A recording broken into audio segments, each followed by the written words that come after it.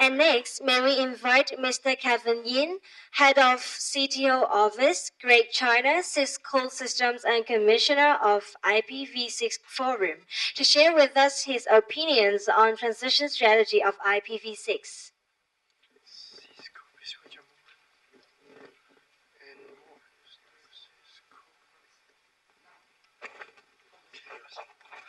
Thank you. My name is Kevin Yin, so I'm responsible for the CTO office in China for the Great China area. I have been working in this role for almost 3 years, so definitely IPv6 is one of the strategic technology I have been working. And I'm based in Beijing, so definitely have been working with government as well as a service provider, also with some content provider. It's great, thanks to the host to invite me to share some of the Cisco experience for the IPv6 day, as well as my personal involvement in terms of the IPv6 transition technology and some of the national policy and some of the plan. So I'm going to cover my presentation in 3 parts. First, just talk about World IPv6 Day, what Cisco has been doing in that day. Then I want to look at a little bit big picture about the transition to the IPv6 for whole industry, all right? And based on the experience we had in the past 3 years, as well as the IPv6 Day, and probably let's have some consensus. What kind of message we're going to give to the industry to guide the industry have a smooth and possible transition to the whole IPv6. So definitely Cisco as a IP equipment and system provider, we are part of the IPv6 plan. So we actually start the IPv6 from the, as far as I remember, from the 2003. So it's a multi-year, multi-phase plan. So we basically have a 3 phase. So basically we focus on 2 areas, all right? This actually, the plan comes from our CIO, so basically IT department, all right? One area definitely the IPv6 person in our www.cisco.com, all right? We just like the content provider because our 40 billion business relying on this Cisco.com. And another, definitely just for the all employee, as well as our partner, our application developer, they can access the IPv6 technology and lab environment. This is not easy task, all right? Think about we have operation in 90 countries. We have about like 300 building, the location, and 500 building. We have about like 1,500 lab around the globe. We have 70,000 employees, and with a partner, channel partner, as well as the developer, we're talking about like over 200,000 people need to have access to IPv6. So just think about the size. So when we have the IT department or the CIO department to implement this program, it's very tough, right? So that's why we have a multi-phase of the plan. But with the target goal is get everybody access to the IPv6 content, so it's an access service, and support the Cisco.com with IPv6, so our customer or partner can use that website by both IPv4, IPv6 technology. So beyond that, we definitely need to think about the overall architecture design, right, for the future investment, and as well as the whole industry, right. We're running a lot of the application over the IP network, from the communication collaboration software to the web content to the enterprise business process, and as well as the application. We emphasize a lot on the video, so enable the video tailored person working over IPv6. It's a long-term investment. So, so that's why we have this kind of the plan. At the same time, make sure the security and manageable, all right? So, and internal training and support is very important. So that's why we think in the IPv6, World IPv6 Day is very important. When Mark and Eric were beginning the sort of the come together, say, let's have this event. And Cisco is very supportive. So, and Cisco as a company actually officially confirmed our participation on the January of the 2011 as the first vendor, first equipment vendor to participate, right? The business drive is very clear, right? So one side, encourage the entire industry adapt to IPv6 technology and demonstrate Cisco IPv6 leadership and mindshare from the technology side. At the same time, it's actually raise the internal awareness and understanding of the IPv6 urgency to the executive at all level, because it's not just a technology issue. It's definitely the business, right? Cisco and the BU and the development, we still need a investment and have a team, have a human resource, have a support entity there. So World IPv6 Day is absolutely the good opportunity, very unique opportunity. So to let our executive from the CEO, CIO, CFO, all aware of that. Because think about that. It's not only when you have internal, prepare the test bed, have a support team ready for that day. Because think about that, the whole internet there, right? Probably 80% of the traffic is running over Cisco equipment. And people talk about, same equipment, dual stack, support both IPv4 and IPv6. But most of the day, it's only running IPv4, right? So we did a lot of testing in the lab. We sort of eating our dog food. But the point is, at that day, if one P router or P router, we have an IPv6 memory leak, then the whole router going to crash, right? So that's definitely the issue there, right? Because we never have the production network running both live traffic. So that's why our CEO, CFO, get all the resource, and we have an entire supporting team, 24 hours, from Australia to Europe, London in Europe, as well as the US, to just monitor and support this event. So it's a very, very important day for Cisco as a whole. And from Cisco ourselves, as I said, we do have this plan, right? We look like any enterprise, a large enterprise. So we need to also support IPv6 to demonstrate this important event for the industry. So on the August of 2011, we already did a lot of work based on our plan, right? So we basically have a dual stack internet path, right, in San Jose, based on the UCS system and ASA, ASR. It's sort of we built the DMZ for the IPv6, right? We also launched the static content IPv6 website, right, which is ipv6.cisco.com. So you can access that since August of 2011.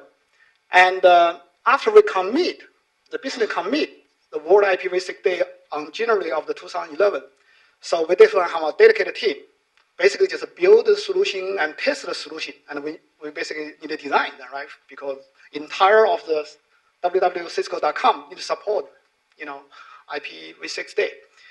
So that take like 3 months from the middle of the March to the middle of the May. So definitely first 2 months we get all team together, all the investment there, right? Capital. And then we're running end-to-end testing on end of the May. So basically internally www.cisco.com work. And just 4 days before the event, we're running the dry run, right? So then we switch to the network, support the IPv6 Day on the 8th of July. So this is the solution proposal. So basically, we did the evaluation of the traffic, right? So everybody sort of made a guess, right? We probably think it's probably 1 to 2% of the user going to access www.cisco.com through the IPv6. Basically, definitely we have a DNS support the quadro record to those users. And our solution basically use reverse proxy servers. Basically, all the backend content database, right, still in our production network, IPv4. And we build the alpha IPv6 DMZ network, right? So this is the network design. You can see the entire v4 Cisco.com intact, right? Still serve to the customer and our business process. And same time, whoever uses IPv6 access, it should work, right? Through the proxy servers, since the traffic only like 1 or 2%. So that's what we had a design, and we test it and make sure it's work. So this is a summary of the result. And we measure there is 1.11% of the total traffic of the www.cisco.com, which is IPv6. And so we also measure, unique user and unique visitor. So basically, one person probably can use the two IPv6. One is the wireless, one is the wireline. And how many percent of the visit? Basically, we measure. If you continuously use that page, then you pause after 30 minutes. We count you as a second visit. So it's around the 1.5. The total of the user. And the good thing is, so we do have the support team, both inside of the Cisco to our customer, whoever participates in IPv6 day, as well as our www.cisco.com. I was watching the email there, right? Basically, the Australia says, okay, we finished our work. Surprisingly, no ticket raised. So then it's the European team's turn. So good luck. So after second day I get up, I will read the email. Everything pretty quiet. So everybody were happy there, right? We do also did the view page load time, right? So if you look at the V6 and the V4, the performance are a little bit different, right? So we measure through the 3 locations: San Francisco, London, as well as Australia, Melbourne. One of the reasons, if you remember the last page I gave you, right? So because all the V4 production network, we do have the CDN support, but for the V6 part, all the content, all the the DMZ, it's located in San Jose. So that's the reason. So performance probably the 2 or 3 times slower than the IPv4. Other than that, everything is pretty smooth. So that's our internal experience for the IPv6 day. So some of the consideration and the lesson, if I can summarize. So principle, for the company like Cisco, then right, probably like any enterprise, if they implement something like a IPv6 day, you do not want to jeopardize your existing working IPv4 servers and application, obviously. So you need to protect your Cisco.com or anything.com brand as well as control experience. Make sure don't compromise your the production existing experience as well as the security policy. Right. So that's a principle. So that's why the whole design team and support team follow that. And we pretty much reuse a lot of existing infrastructure, right? So content, capacity, and application, right? As well as the environment, whatever possible, right? The reason is, it's a business decision, right? So return of the investment have to justify. And if I can, then right, definitely my previous speaker have been talking about what's the next. Longer, more. Definitely that I agree with them, right? So basically from the IPv6 day, then probably become World IPv6 week. Then a few years later, we can have the World IPv6 year, right? But fundamental questions still remain, right? Basically, we need more access servers. Basically, anybody who want to have access to the IPv6, there should be the service provider or ISP or enterprise IT to support them, right? And that's very important, right? And another basic question is, if we all agree, we will have more participants and a longer IPv6 day. We need to think about the strategy, right? We need to think about how can encourage the more people, more content, basically more IPv6 traffic in those kind of the IPv6 day or IPv6 week. If the traffic still remain as 1.5%, right? That means IPv6 still just popular in the technical guru or IPv6 diehard. It didn't go anywhere far than that scope of the people there, right? So that's the important thing why we have to actually pause a little bit, think about the big picture. So if you think about the transition strategy, if from a technology point of view, for last 10 or 20 years, when we find out the problem of the shortage of the IPv4 address, right? So we design IPv6. Then whoever is the IP expert, they say, transition strategy is clear. It's already solved because, hey, dual stack, everything. That's going to solve the problem.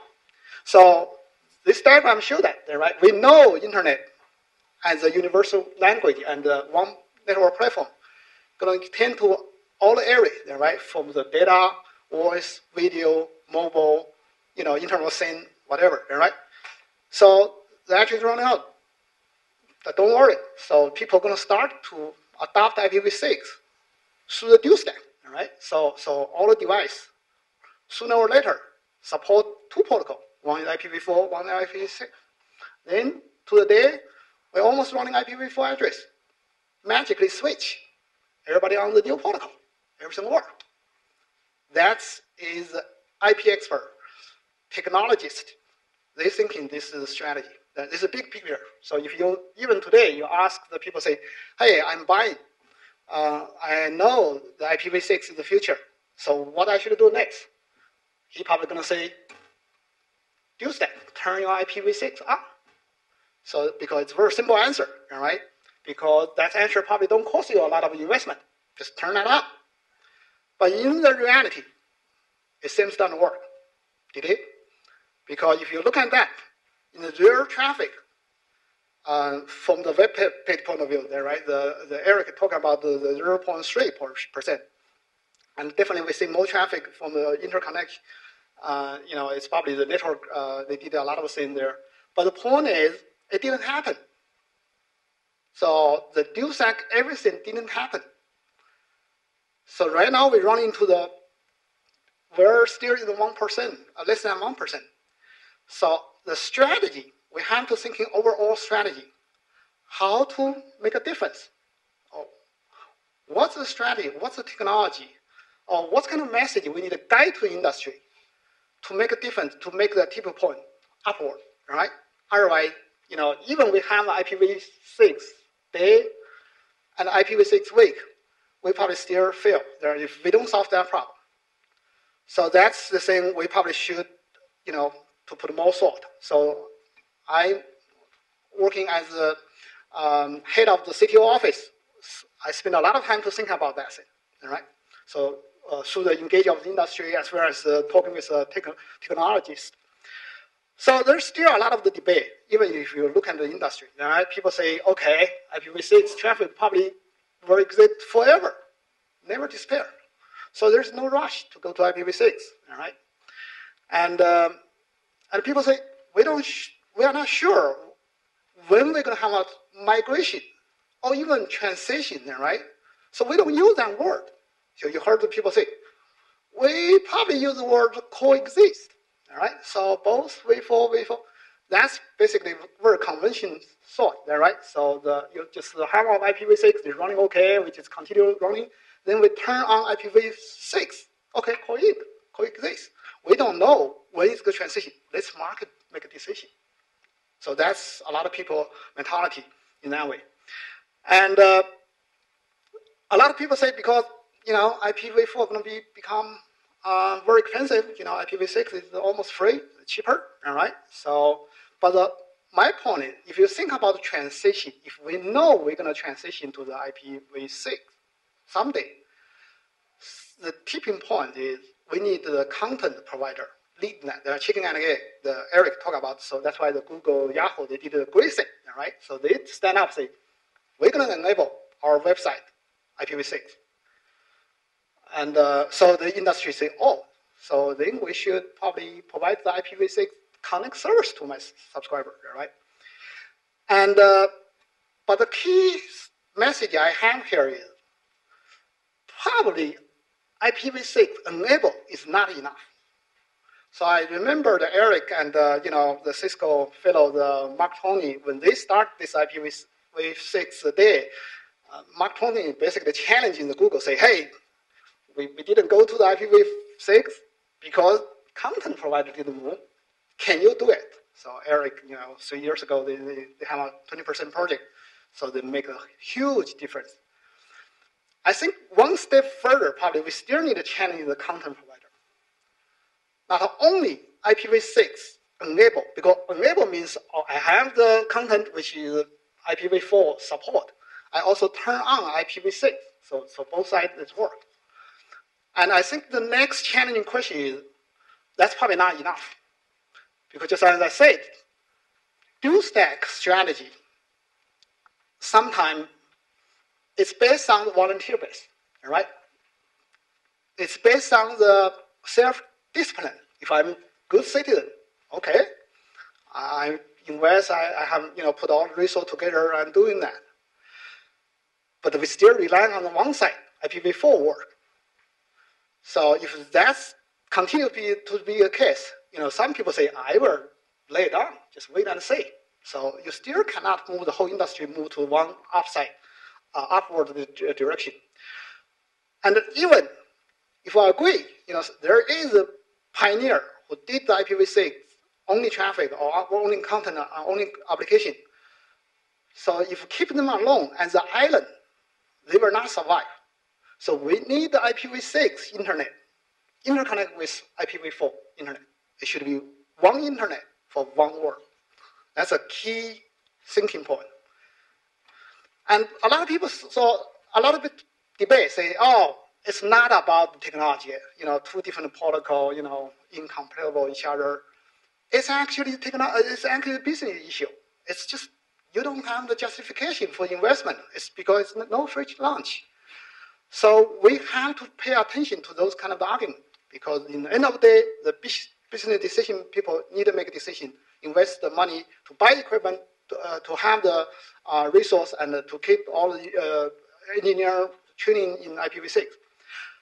So this is one way we look at the transition solution. Basically just measure it. You cannot ask our customer, either enterprise or whoever, to invest a lot of money. At the same time, IPv6 didn't give you much of the new return of the value. So that's the challenging thing. But if we use something called the play in the network. If you look at the number one line, which is a no pin, right? So basically, people just say, I continue what I'm doing, right? So, just like ISP probably in Hong Kong, I know this market is saturated, I have enough IPv4, I just wait and see. So that's basically, you don't need to do anything. Business decision is very simple. Oh, the last one. So basically say, I advocate for IPv6, right? I need to build a new network. I need to build a new content. It's not one component decision. It's an architecture decision. So you need to think through. You need to involve a lot of people. Just even like a company like a Cisco, right? For support the World IPv6 Day, you need a whole team, right? To support to put together a solution together. All the proposal like a dual stack. Actually, even dual stack. If I just put the data center fully dual stack, all my content fully dual stack, it doesn't work. Right? You need everywhere in your network, from the user, from connection, access, and the data center everywhere. So that's a challenge. Technology sometimes is very challenging because you need to touch all components in network. It's end-to-end solution. Something in between, normally we don't pay a lot of attention. Especially if you ask the expert for the IP expert in the industry, they will say, dual stack is very easy, all right? Because not a lot of investment you need to put. Don't do the NAT. The Eric gave the good presentation there, right? How bad if we put a lot of NAT in the network? content provider lose a lot of the transparency information. It's broken the internet, right? Skype doesn't work. There's a lot of nasty things. But why a lot of people still use NAT? Because it's a one box solution. It's just one box. Probably that box pretty expensive. That probably had a little bit incentive. When people run into the problem with the address exhaustion, right? I have to, give the address to my subscriber. He have to find a solution. That solution probably wiser. So the translation actually does generate a lot of bad things, but at the same time, they do pretty simple, just one box. If you have a very good box, probably going to work, right? So no matter it's a performance issue or the transparency issue. So then there's another solution called 2-pin. Normally the tunnel is like that. You need both sides working together. So that's why if you think about the transition solution, you need to look at all of the picture. So just not just the one, right? We're looking about the dual stack strategy, right? So we know a lot of the client software and CPE now support dual stack. Absolutely great, right? So, and we also know a lot of network, especially the core network, they all support dual stack. And in that sense, definitely who are doing application or content, they can just put the IPv6 only there. As I say, this is a conventional strategy. And if you even ask the expert in IETF right now, I will say probably 90% still say dual stack is the strategy. I will provide you a little bit different opinion, right? Why? Because dual stack is really not easy effort because it's end-to-end. Otherwise, you don't see the improvement because I make a portion of my network or content dual stack, you don't even know it's work or not. Even for the IPv6 day, right? A lot of people say I'm dual stack. I type www.google.com. In the end of the day, I don't know I'm in the IPv6 or IPv4. There's no way from a totally just user personal point of view, they have no idea. So they say, oh, I'm in IPv6, but probably it's still in IPv4. You don't know. And another thing is the dual stack strategy. As a strategy, it didn't help the incremental transition. Because one guy don't support it. One guy is not a very nice guy, right? It doesn't work. So in that sense, so dual stack is strategy, we need to look at that as a strategy. At the same time, I find out this problem because IPv4 address is running out. No matter it's public IPv4 or private IPv4. For the country, for the customer like a China Mobile, China Telecom, even private IP address running out. You say, oh, doesn't matter, we redesign network into the, multiple stations there, right? But you make network much complicated than the IP network, right? So that's not recommended approach. So in that sense, if we're running out of IPv4 address, so dual stack as a strategy may be the wrong answer for the problem. Definitely for the people who already have IPv4 address, that's no problem. But for a lot of the growing transformation opportunity, that's not a solution. So from that sense, dual stack is a great tool to help the transition. But as the overall strategy, we need to challenge the idea. So I want to share you one personal experience as an example. For instance, let's say we have, because internet right now is everywhere, so it's like a social issue there. Let's say we have a human society have a decision, say we need to convert to one language. English is the whole world, because IPv4, IPv6 is just a natural language. So sorry for the people who speak the Chinese, you need to convert to the one language. So think about this as a strategy, how you make this happen. No offensive for the people who speak English, speak Chinese. I'm born the Chinese speaker, right? Which is assuming this is the case. One solution strategy, let's do the dual stack, which means by language. Let's have everybody by language, all right? Hong Kong is a good place because I know most of you guys speak Cantonese, Chinese, and English. Great. But even 90% of people doing that, it doesn't finish work because you have old people, you have young people, it doesn't work. So you will have a generation to generation. They still, we will not have a one language, one word, all right? It's not saying this is good, all right? So I just use this as an example. And people also, I argue with the expert inside of Cisco, actually. He said, well, Kevin, your example say you can speak the both language. I always told them, be honestly, my Chinese is much better than my English. So I have the 12-year-old kid, right? He lives with me in Beijing, right? I have two kids, one boy and one girl. And from the elementary school to the high school, right now he's high school. He definitely in the American school, so because he's an American citizen. And I try to educate him in both language because from very young age, right? But in the end of the day, I find out he knows Chinese definitely, but he's not bilingual. So most of the time he uses it as English. So my point is, it's very hard to run in two protocols same time with the feature priority exactly the same and everywhere, everything. That's very hard. Then let's continue thinking about the whole human society need to move to the one language world. How are we going to do that? So we just keep it in our mind. I think translation is pretty important. That's a key point. Because think about that. How about this, I propose? For all the young kids, government send them to the English school, just like my kids. All right? So they were educated, even they know the both language, but English is their only language for their study and for their social. And we have the society which highly educated bilingual, like the people in Hong Kong. All right, you guys all the bilingual. That's why you are hub of the business. All right. So then let them always communicate. All right. So you basically,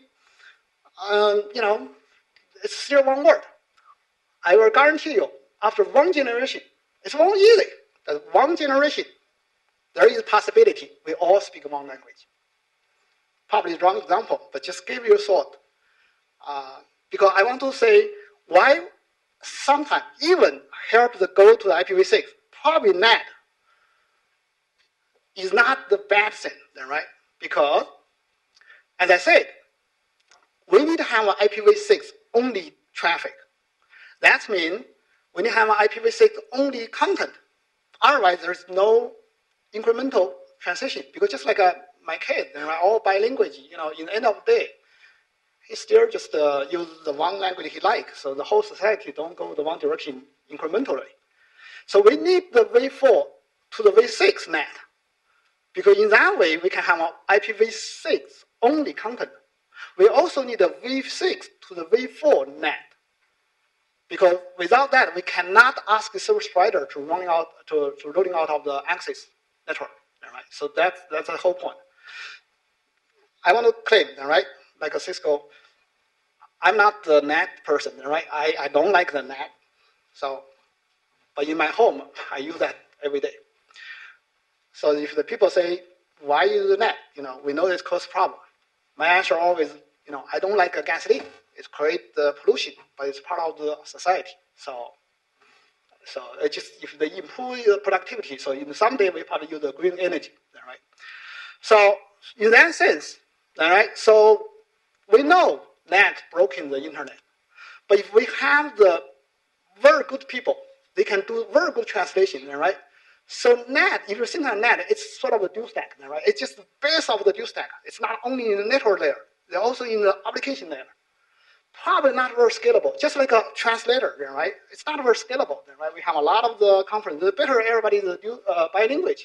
But the point is, for the whole society migration to another one language society, you still need group of people which do the translation very good. It's a help translation. That's my point. So tunnel. So definitely tunnel is a very important enabling tool, right? So for this World IPv6 Day, so I think Jason showed the Europe and have very big traffic. One of the reasons is use tunnel. They're French, right? Typical 6RD. It's a very simple tunnel technology. We also have our tunnel technology, definitely, right? So that's one way to get access, all right? So in the World IPv6 Day, I'm based in Beijing, so I'm watching all the connectivity. So I use the tunnel. I use Etherpad. So that's the only way I can get because my service provider didn't provide that service. So you've heard of people talk about, oh, there is a CRD, there is a DIVI, there is a D-slide, a lot of technology. But that part just keep there for a while. We have been discussed that in the internet. But don't worry about that because I think that still takes some time because that's relying on your access network to be the IPv6 only. So it takes some time. But anyway, so if we need to use the tunnels, then we need to have the IPv6 content. That's absolutely the truth, then, right? So it's sort of the enabling technology. And so that's my point. So as I just said, Google, Yahoo, it's great. We have the IPv6 enabling content now. So one proposal is, can we take a further leadership, then, right, to have some new application, make it only IPv6, make it IPv6 only, just like a new kid, send them to the English school. So in that way, the people say, oh, this is a cool application. Then probably sooner or later, they will ask their service provider, say, I need IPv6 connection, right? Why you don't give me the connection? Now service provider have to build their access network or whatever. So that's the point. So this transition curve, a little bit different from the linear. I think it's an S curve, right? It's definitely an S curve. Right now we are still like this, right? We need to find the tipping point. So our advice to the service provider always like that. We know this is business decision. So how about this? Start from a core network, right? You can gradually, right, extend the IPv6 capability to the access because service provider always say, when you get the edge network, when you get the access, it's a huge investment. You say, no, I cannot do that, right? So basically say we need to use a simple tunnel enabling technology and say that's the start from the core. So in the end of the day, what's really strategy we should give to the industry, all right? I think first, it's my experience, right? We need to decouple the problem. So for the content provider, we need to tell them, do the IPv6 enable. For the leadership, for the whatever, right, in the future, you have to do at least IPv6 enable. Or better, you do IPv6 only content. And we better hiding the complexity of the network problem, of network transition technology. Because I talk with, for instance, I'm based in Beijing, I constantly talk with, China ISP, right? Like a Baidu, like Tencent. All Big Ten, or probably all this China ICP didn't participate IPv6 day. Why? Because one side, they are not in the position like a Google, like a Yahoo to take a leadership yet. My personal communication with them say, okay, I need to talk with China Telecom.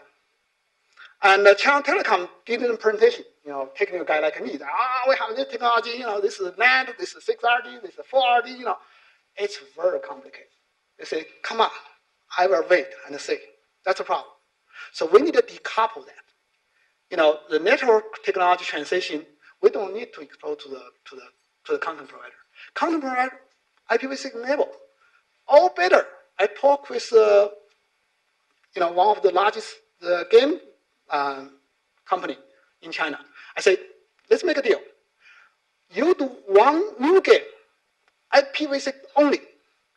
Let's a service provider, let's equipment vendor figure out how to make sure you just try this new game. How to make sure all the subscribers, doesn't matter it's IPv4 or IPv6, doesn't matter it's use the net or not use the net, whatever access technology, whatever transition technology, just don't worry about that. You just do the IPv6 only. I will ask the service provider, or we as the equipment vendor, we will make sure won't compromise your business imperative. All right. So that's the way we do it. And same time for the service provider, when you told them, all right, when you do the backbone, when you do the access network, aggregation network, all your CPE, all your home network, strategy is different. Don't let one strategy mix with another one, because otherwise you will say, too complicated, too many investment. The decision maker just feel it's too complicated. So that's the issue we are facing. And let them to do it in the 2-year time frame, all right? Then incrementally, step by step, move to the one direction. So core network, very simple, all right? Use the dual stack. Because core network, as I said, it's like a few very good people. They can process very fast, just like people in Hong Kong. Everybody doing the bilingual, all right? No problem.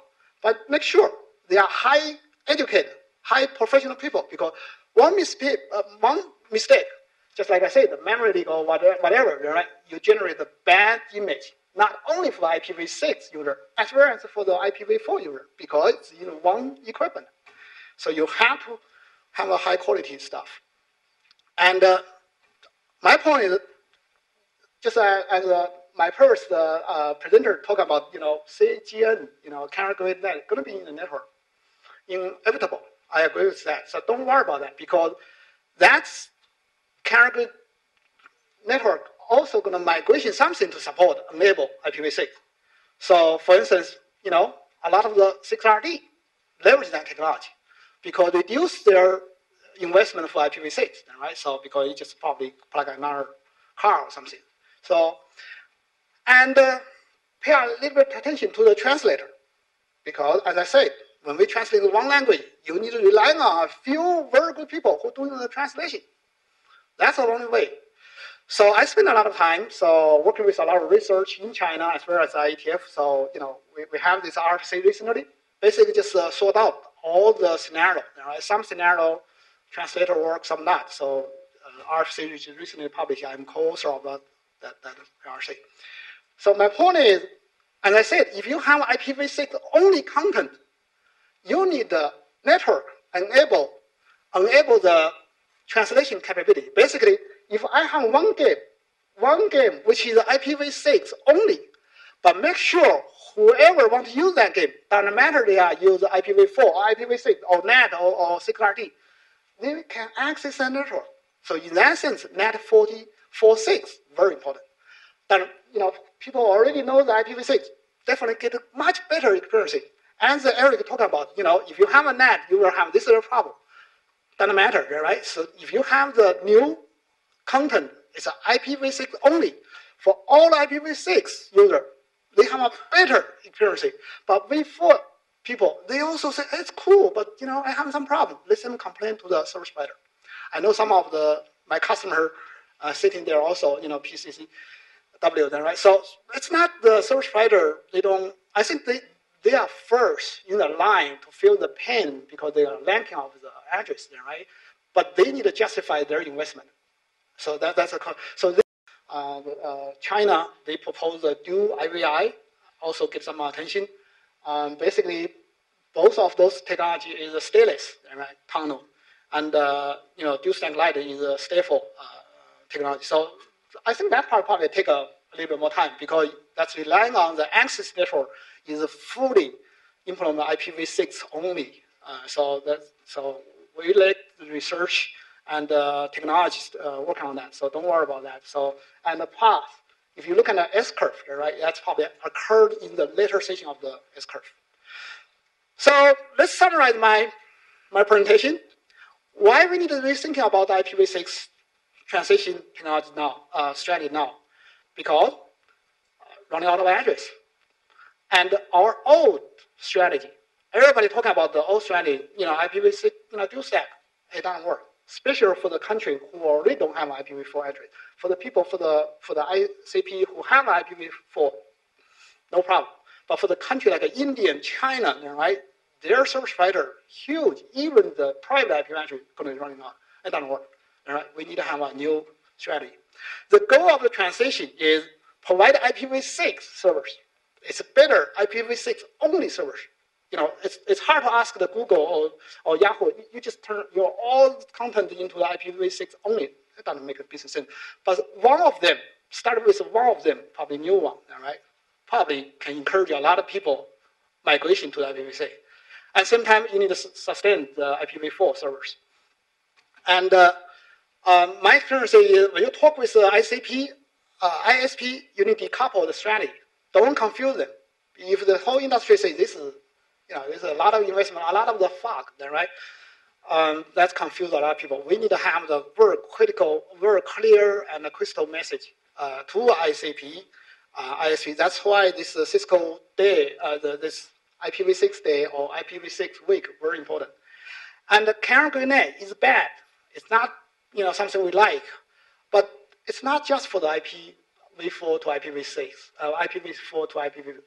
Sometimes they also can use for the transition. Now, help the transition, like support 6RD, like enable the v4 people connect to the v6 only, right? Support the service provider to deploy the IPv6 only network. My point is, if you look at this strategy, you need to see the whole package, right? Especially we're running out of the IPv4 address. Old strategy, probably 80% people still thinking that's the strategy we're going to go. Probably doesn't work. So we need to looking at the new emerging technology. Thank you very much.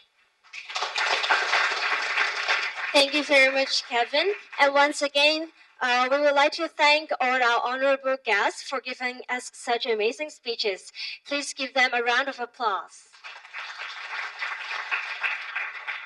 And before moving to the panel discussions, for your information, besides offering the certification program online, Internet Society Hong Kong actually will work with Hurricane Electric to offer multi-day IPv6 training courses at the state-of-the-art Cyberport facilities in Hong Kong. We would like to take this opportunity to thank Cyberport for giving us great support and especially